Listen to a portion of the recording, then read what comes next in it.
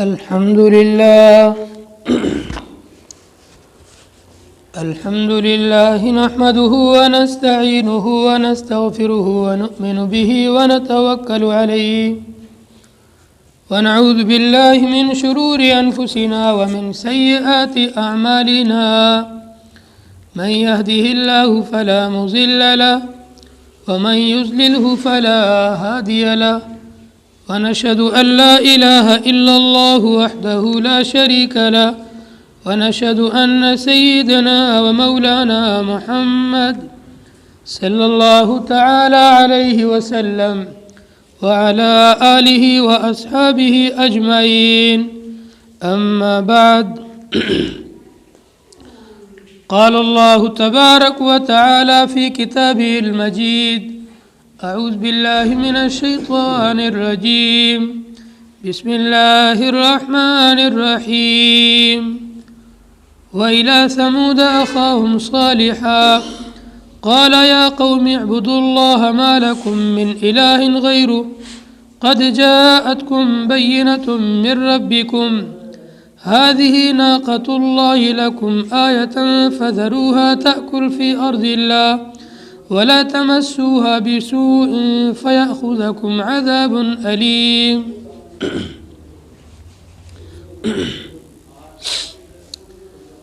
گرامی قدر سامعین ذی وقار، دینی اور اسلامی غیرت مند بھائیوں،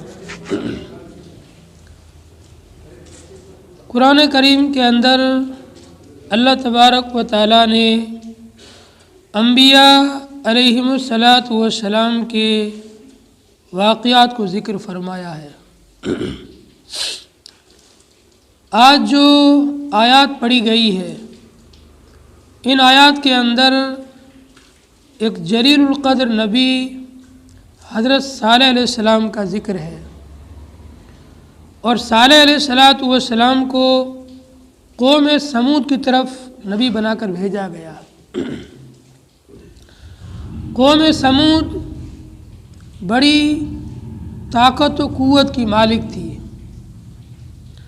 اور اللہ پاک نے اس قوم کو ہر طریقے سے، ہر قسم کی نعمتوں سے نوازا تھا، اور ان کو ایسی طاقت و قوت عطا فرمائی تھی، یہ لوگ پہاڑوں کو تراش کر کے عالی شان بہترین نقش و نگار والے محل بناتے تھے۔ پہاڑوں کو توڑتے نہیں تھے، بلکہ جیسے ہی پہاڑ بڑے بڑے کھڑے ہیں، ان پہاڑوں کو تراش کر کے ان میں نقش و نگار بنا کر اسی پہاڑ کو محل میں تبدیل کر دیتے تھے۔ ایسی قوت اور طاقت اللہ نے ان کو دی تھی۔ لیکن اس قوم کے اندر بھی وہی برائی تھی، شرک پرستی کی، بت پرستی کی۔ یہ لوگ مشرک بن گئے، شرک میں پڑ گئے، اور اللہ کو چھوڑ کر دوسرے انہوں نے معبود بنا لیے، اور انہوں کی پوجا کرنے لگے، عبادت اور بندگی کرنے لگے۔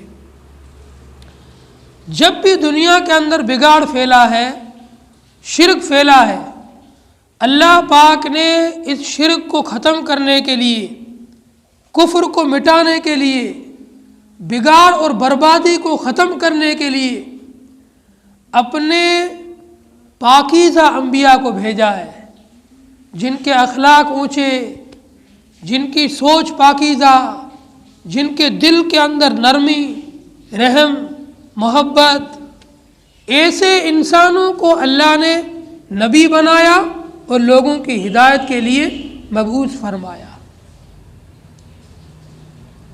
حضرت ہود علیہ السلام کے بعد اللہ پاک نے حضرت صالح علیہ السلام کو قوم سمود کی طرف بھیجا، اور ارشاد فرمایا وَإِلَى ثَمُودَ أَخَاهُمْ صَالِحًا۔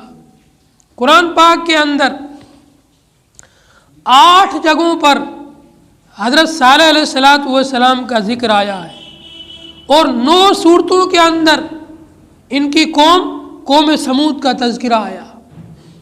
الگ الگ قرآن کی 9 صورتوں کے اندر اس قوم کا مختصر اور کچھ واقعہ ذکر کیا۔ اس قوم کو اللہ نے کیسے سمجھایا؟ فرمایا وَإِلَىٰ ثَمُودَ أَخَاهُمْ صَالِحًا، قوم سمود کی طرف انہی کی قوم کا ایک آدمی جس کا نام تھا صالح، اس صالح کو میں نے نبی بنا کر کے ان کی طرف بھیجا۔ فقال یا قوم اعبدوا اللہ ما لکم من الہ غیر، اس نبی نے آ کر کے، حضرت صالح علیہ السلام نے آ کر کے قوم کے لوگوں کو سمجھایا، یا قوم، اے میری قوم کے لوگوں، اعبدوا اللہ، اللہ کی بندگی کرو، ایک اللہ کی عبادت کرو، ما لکم من الہ غیر، اللہ کے سوا تمہارا کوئی معبود نہیں ہے۔ یہ جو تمہارے ہرے بھرے کھیت ہیں، یہ جو تمہارے سامنے بل کھاتی ہوئی ندیاں ہیں، یہ جو تم پہاڑوں کو تراش کر کے بہترین محلات میں تبدیل کرتے ہو، ایسی خوشگوار شاندار اللہ نے تمہیں آب و ہوا عطا فرمائی ہے، اس کا تقاضا یہ ہے کہ تم ایک اللہ کی بندگی کرو، ایک اللہ کی عبادت کرو، ایک اللہ کی پرستش اور اسی کی پوجا کرو۔ ما لکم من الہ غیر، اللہ کو چھوڑ کر تمہارا کوئی دوسرا معبود ہو نہیں سکتا ہے، اللہ کو چھوڑ کر تمہارا کوئی الہ ہو نہیں سکتا ہے، اللہ کو چھوڑ کر تمہارا کوئی مشکل کشا ہو نہیں سکتا ہے، اللہ کو چھوڑ کر کوئی روزی رساں ہو نہیں سکتا ہے، اللہ کو چھوڑ کر کوئی بیٹے دینے والا اور اولاد دینے والا ہو نہیں سکتا ہے۔ یہ جو تم نے بنا رکھے ہیں معبود، یہ سب کے سب بے حیثیت ہیں، ان کی کوئی حیثیت نہیں، کوئی ان کی ہمت نہیں، کچھ بھی ان کے ہاتھ میں نہیں ہے۔ اگر ان میں کچھ طاقت ہے، ایک مچھر کا پر بنا کر کے دکھا دیں، اللہ کو چھوڑ کر پوری دنیا کے باطل معبود اکٹھا ہو جائیں اور ایک مچھر کا پر بنانے کی کوشش کریں تو نہیں بنا سکتے ہیں، کسی میں ہمت ہے ہی نہیں، طاقت ہے ہی نہیں۔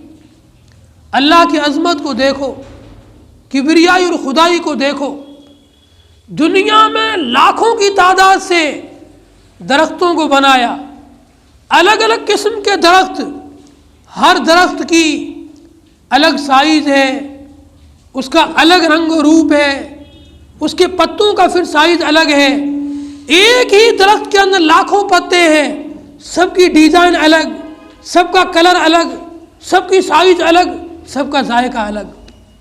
ایک ہی درخت کے اندر پھل لگتے ہیں، لیکن ایک ہی درخت کے پھلوں کے اندر ذائقہ اللہ نے الگ رکھا ہے، ان کا رنگ الگ رکھا ہے۔ اللہ کے پاس کتنی ساری ڈیزائنیں ہوگی، اللہ کے پاس کتنے کلر ہوں گے، اللہ کے پاس کتنی ساری سائزیں ہوگی، کوئی اندازہ نہیں لگا سکتے ہو۔ تو وہ معبود ہے جو ایک ہی ہے اکیلا، اس کے سوا کوئی معبود نہیں ہو سکتا ہے۔ حضرت صالح علیہ السلام نے قوم کو خوب سمجھایا، قوم کہنے لگی ہم یوں تو تمہاری بات کو نہیں مانیں گے، صرف تمہارے کہنے سے ہم کیسے اپنے باپ دادا کے طریقے کو چھوڑ دیں، اپنے اس بت پرستی والے طریقے کو چھوڑ دیں۔ ہمارا ایک مطالبہ ہے، ہمارا ایک سوال ہے تم سے، اگر ہمارے اس سوال کو پورا کرو گے، ہمارے مطالبے کو پورا کرو گے تو ہم تمہاری بات کو مانیں گے۔ ایک بات سمجھنے کی ہے، حضرت نبی علیہ السلام نے اپنی امت کو نصیحت کی، تاکید کی، پچھلی امتوں کی طرح تم نبیوں سے معجزات کا مطالبہ مت کرنا، پچھلی امتوں کی طرح تم نبی سے کسی معجزے کا سوال مت کرنا، ورنہ اللہ پاک معجزات تو بھیج دے گا، معجزے کو ظاہر کر دے گا، لیکن معجزے کے ظاہر ہونے کے بعد اگر اس کا انکار کر دیا تو بربادی لازم ہے۔ یہ اللہ کا دستور ہے، یہ اللہ کا قانون ہے۔ جس قوم نے نبی سے معجزے کا مطالبہ کیا، نبی سے خرق عادت کسی چیز کا مطالبہ کیا، اس نبی نے اللہ کے حضور دعا مانگی، اللہ نے نبی کی دعا کو قبول فرما کر معجزہ ظاہر کر دیا۔ پھر جب قوم نے انکار کیا، معجزے کو دیکھنے کے باوجود جب قوم کفر پر جمی رہی، شرک پر جمی رہی، اللہ نے اس قوم کو ہلاک و برباد کر دیا۔ یہی ہوا حال قوم سمود کا۔ قوم سمود کے لوگ کہنے لگے، اے سالے، ایسے تو ہم تمہاری بات کو نہیں مانیں گے۔ یہ جو ہمارے شہر کے کنارے پر تمہیں پہاڑی نظر آتی ہے، ہماری نگاہوں کے سامنے ہم سب شہر والے مل کے یہاں پر آئیں گے اور کھڑے ہو کے دیکھیں گے، ہماری نگاہوں کے سامنے اس پہاڑی کے اندر سے تو گابن اونٹنی کو نکال کر بتا، اور وہ اونٹنی پہاڑی سے نکلتے ہی فوراً بچہ جنے۔ ایسی اونٹنی کو لا کر دکھائے گا تو ہم تیری بات مانیں گے کہ تو بھی سچا ہے، تیرا معبود بھی سچا ہے، ہم اپنے بتوں کو چھوڑ دیں گے اور تیرے خدا کو مان لیں گے۔ حضرت صالح علیہ السلام نے وعدہ لیا، پکا وعدہ کرتے ہو؟ اگر یہ کام ہو گیا تو مان لو گے؟ قوم کے لوگ کہنے لگے، ہاں پکا وعدہ ہے، زبان ہے تجھ سے، اگر اس پہاڑی کے اندر سے تو نے اونٹنی کو نکال کر بتا دیا تو ہم مان لیں گے کہ تو برحق ہے اور تیرا معبود برحق ہے، ہم اپنے معبودوں کو چھوڑ کر تیرے معبود کو مان لیں گے۔ حضرت صالح علیہ السلام نے اللہ کے حضور جھولی پھیلائی، ہاتھ اٹھائے اور دعا مانگی، یا اللہ، یہ میری قوم کے لوگ ہیں، ان کا مطالبہ ہے کہ اس پہاڑی کے اندر سے ایک گابن اونٹنی نکلے تو ہم خدا کو مانیں گے۔ پوری قوم جمع ہوئی، سب قوم کے لوگ آ کر پہاڑی کو دیکھنے لگے۔ حضرت صالح علیہ السلام کہنے لگے، دیکھو ابھی یہ پہاڑی پھٹے گی اور اندر سے اونٹنی نکلے گی اور نکلتے ہی فوراً بچے کو جنم دے گی۔ سب قوم کے لوگ دیکھ رہے ہیں۔ حضرت صالح علیہ السلام نے سب کو جمع کیا، سب کی نگاہوں کے سامنے اسی پہاڑی کے اندر سے جس پہاڑی کا قوم نے اشارہ کیا تھا، یہ پہاڑی یوں پھٹی، اس کے اندر سے ایک موٹا تازہ خوش و خرم شاندار طبیعت والی اور موٹی تازی گابن اونٹنی نکلی، اور نکلتے ہی اس اونٹنی نے ایک بچے کو جنم دیا۔ جیسے قوم کا مطالبہ تھا ویسا کا ویسا اللہ نے نبی کی دعا کے اوپر کر کے دکھلایا۔ قوم پھر بھی ٹس سے مس ہونے کے لیے تیار نہیں، بات کو ماننے کے لیے تیار نہیں۔ اس اونٹنی کے معجزے کو دیکھنے کے بعد بھی وہ اپنی اسی شرک پر، اسی بت پرستی کے اوپر جمے رہے۔ اب حضرت صالح علیہ السلام کہنے لگے، تم نے تو پکی زبان دی تھی، پکا وعدہ کیا تھا کہ اس پہاڑی سے اونٹنی نکال کر بتا دو، اور وہ اونٹنی پہاڑی سے نکلتے ہی ہمارے سامنے بچہ دے تو ہم مان لیں گے۔ جو تمہارا سوال مطالبہ تھا اللہ نے پورا کر دکھایا۔ میں نے کوئی جادو نہیں کیا، میں نے کوئی دم درود نہیں کیا، اللہ کے حضور ہاتھ اٹھائے، دعا مانگی، اللہ نے تمہاری نگاہوں کے سامنے اس پہاڑی کو دو ٹکڑوں میں یہ پھاڑا، بیچ میں سے اونٹنے کو نکالا، تمہاری نگاہوں کے سامنے اونٹنے نے بچہ دیا، اب کیوں نہیں مان رہے ہو؟ قوم کہنے لگی، ہم تو تجھے جھوٹا سمجھتے ہیں۔ حضرت صالح علیہ السلام کہنے لگے، مجھے جھوٹا سمجھتے ہو تو کوئی بات نہیں، یہ پہاڑ پھٹا، اندر سے اونٹنے نکلی، تم نے اپنی آنکھوں سے دیکھی، یہ بھی جھوٹ ہے کیا؟ قوم کے پاس کوئی جواب نہیں۔ اب قوم نے سازشیں شروع کی۔ باطل کی ہمیشہ ایک فطرت ہے، آج بھی اور پہلے بھی۔ جب باطل ہار جاتا ہے، شکست کھا جاتا ہے، تو وہ کسی طریقے سے منصوبہ کر کے سازش کر کے پلاننگ کر کے حق کو مٹانے کی کوشش کرتا ہے۔ یہی کام اس قوم نے کیا۔ اب اس قوم کے لوگوں نے جمع ہو کر کہا اس اونٹنی کو قتل کر دو۔ حضرت صالح علیہ السلام کو اللہ نے وحی کے ذریعے سے بتلا دیا یہ لوگ اس اونٹنی کو قتل کرنے کی سازش کر رہے ہیں، ان کو سمجھاؤ۔ حضرت صالح علیہ السلام کہنے لگے ہذہ ناقۃ اللہ آیۃ لکم، یہ اونٹنی اللہ کی طرف سے تمہارے لیے ایک نشانی ہے۔ لا تمسوها بسوء، کوئی برے ارادے سے اس کو نہ چھونا ورنہ ہلاک و برباد کر دیے جاؤ گے۔ قوم کے لوگوں نے ایک نہ سنی، اور لکھا ہے سیرت کی کتابوں میں، قرآن کی تفسیر کی کتابوں میں، اس قوم کے اندر دو بڑی خوبصورت عورتیں تھیں جن کا حسن و جمال معیاری تھا اور مثال دی جاتی تھی، ایسی خوبصورت عورتیں تھیں۔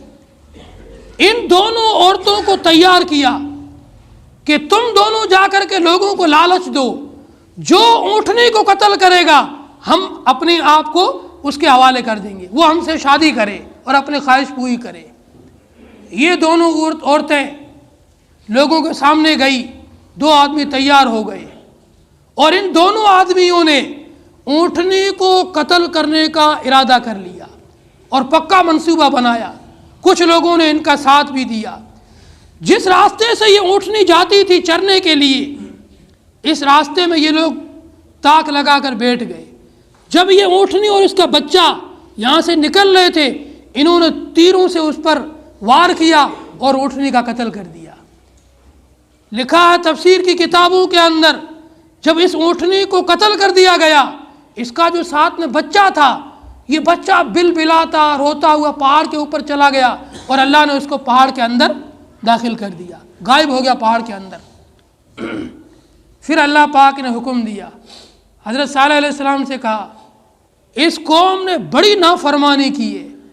پہلے تو ایک سوال کیا، معجزے کا مطالبہ کیا، جب میں نے ان کے سوال کو پورا کیا، معجزے کو ظاہر کیا، اونٹنی آئی ان کے سامنے، تو انہوں نے اونٹنی کو قتل کر دیا، اور اونٹنی کے قتل پر بس نہیں کیا۔ اونٹنی کو قتل کرنے کے بعد یہ لوگ پھر اس سے اگلی سازش کرنے لگے، آج رات کو ہم لوگ صالح علیہ السلام کو اور ان کے پورے گھر والوں کو قتل کر دیں گے۔ قوم نے بیٹھ کے منصوبہ بنایا۔ اللہ تبارک و تعالیٰ نے حضرت صالح علیہ السلام کو وحی کے ذریعے سے بتا دیا کہ اب ان کی نیت ٹھیک نہیں ہے، آپ جلدی سے یہاں سے دور چلے جائیں، ان لوگوں سے غائب ہو جائیں۔ 3 دن کے بعد میں چوتھے دن ان پر عذاب آ جائے گا، 3 دن کی ان پر مہلت ہے۔ اللہ تعالیٰ اتنا بڑا مہربان ہے، ہر قوم کو جب عذاب دیا ہے پہلے اس کو ٹائم دیا ہے۔ کتنی بھی بڑی قوم نے نافرمانی کی، پھر بھی اللہ نے 3 دن کا وقت دیا، 3 دن کے اندر توبہ کر لو، اللہ کو مان لو، گناہوں سے باز آ جاؤ، اس نافرمانی کو چھوڑ دو، اللہ معاف کر دے گا۔ لیکن قوموں نے نہیں مانا، اپنے ضد پر اڑے رہے۔ اس قوم نے منصوبہ بنایا کہ حضرت صالح علیہ السلام کو قتل کرنا ہے۔ اللہ پاک نے وحی کے ذریعے سے اپنے نبی کو باخبر کیا۔ حضرت صالح علیہ السلام اپنے لوگوں کو لے کر کے ان کی بستی سے دور جا کر کے ایک جگہ مقیم ہو گئے، وہاں جا کے بس گئے۔ 3 دن جب پورے ہوئے، قرآن میں اللہ نے فرمایا صاعقہ، صیحہ، راجفہ، الگ الگ الفاظ کے ذریعے سے ان پر جو عذاب نازل ہوا ہے اس کو بیان کیا ہے۔ ان پر اللہ نے بجلی کی ایک کڑک کی آواز کو اتارا، یا زوردار ایک چیخ کی آواز کو اتارا، ایسی بھیانک آواز تھی جو انسان جس حال میں تھا اسی حالت کے اندر اس کا ہیبت سے، دہشت سے، رعب سے اور ڈر سے دل پھٹ گیا اور وہ مر گیا۔ پوری قوم کو ایک ہی بار میں اللہ نے دل پھاڑ کر کے مار دیا، سب کو ختم کر دیا، ان کا قصہ ہی ختم۔ تو یہ قومیں تھیں، قوم سمود، ایسی خطرناک قوم۔ اللہ نے ان کو ایسی ناز و نعمتیں دے رکھی تھی، ہرے بھرے باغات، بل کھاتی ندیاں، شاندار خوشگوار ہوائیں، پہاڑوں کو تراش کر عالی شان محلات، یہ سب نعمتیں دی، پھر بھی شرک پر رہے، ایک معجزے کا مطالبہ کیا، مطالبہ بھی پورا کیا، پھر بھی شرک پر اڑے رہے، نبی کو قتل کرنے کا منصوبہ بنایا، تو اللہ نے اس قوم کو ہلاک و برباد کر دیا۔ اگلے جمعے بھی انشاءاللہ کسی ایک نبی کا واقعہ ذکر کریں گے۔ اللہ تعالیٰ سے دعا ہے کہ اللہ تعالیٰ ہم تمام کو انبیاء اکرام کی سیرت کو پڑھ کر کے عمل کی توفیق نصیب فرمائے۔ جن لوگوں کی سنت باقی ہو سنتیں پڑھ لیں۔